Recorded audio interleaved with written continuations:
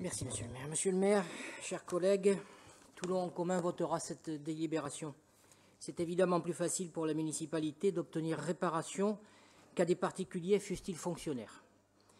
Nous voulons toutefois insister sur la question des conditions de travail des employés municipaux. En ce qui concerne le fonctionnement de la protection fonctionnelle, nous savons les difficultés auxquelles se heurtent parfois les agents. Nous nous prononçons donc pour un dispositif d'accompagnement bienveillant envers les victimes, afin, en assurant la meilleure protection pour les fonctionnaires, d'assurer le meilleur service pour le public et les citoyens. Le statut de fonctionnaire est en effet protecteur pour l'employé, mais également pour les usagers. Les titulaires de la fonction publique sont mieux formés et, en étant relativement protégés, peuvent mieux protéger nos concitoyens de tout problème éventuel. Ils peuvent, par exemple, s'opposer plus facilement à un ordre qui constituerait un danger pour la population. Nous connaissons le dogme aberrant qui est parfois appliqué aveuglément par la Cour des comptes elle-même et qui consiste à rechercher la diminution du nombre d'agents. Mais comment peut-on prétendre rendre un meilleur service aux habitants avec moins d'agents, notamment avec la progression démographique? Et qu'on ne nous dise pas qu'il n'y a pas d'argent pour ça, parce que nous toucherions là à l'obscène. L'obscène, c'est le tourisme spatial, les énormes profits réalisés par les laboratoires pendant la pandémie, l'augmentation de 30% de la fortune des plus riches pendant une année de pandémie où la France souffrait. C'est pourquoi nous appelons une fois de plus à une politique de titularisation qui permettrait là aussi un meilleur service.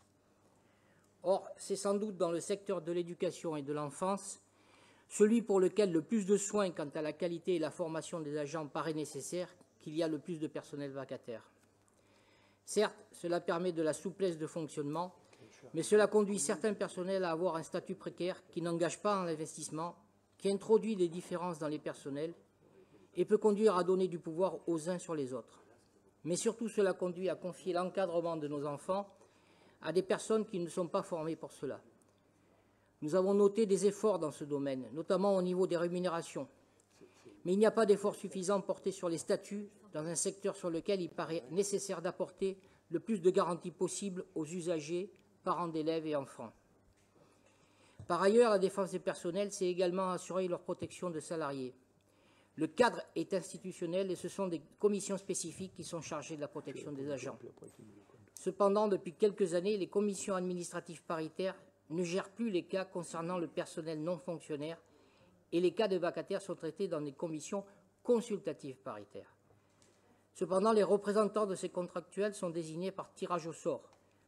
Il y a alors, d'un côté, des salariés qui peuvent se défendre parce qu'ils sont accompagnés par des agents au statut plus protecteur et élus d'organisations syndicales, et de l'autre, des agents qui ne sont pas véritablement en mesure de se défendre. Cela instaure une inégalité de traitement qui n'est pas acceptable. Nous demandons à ce que les deux commissions soient à nouveau fondues, telles qu'elles étaient précédemment, afin de permettre à tous les salariés d'être traités de la même façon. Nous vous savons, monsieur le maire, attaché à une bonne gestion. Cela passe par la meilleure protection possible des fonctionnaires municipaux et métropolitains. Merci.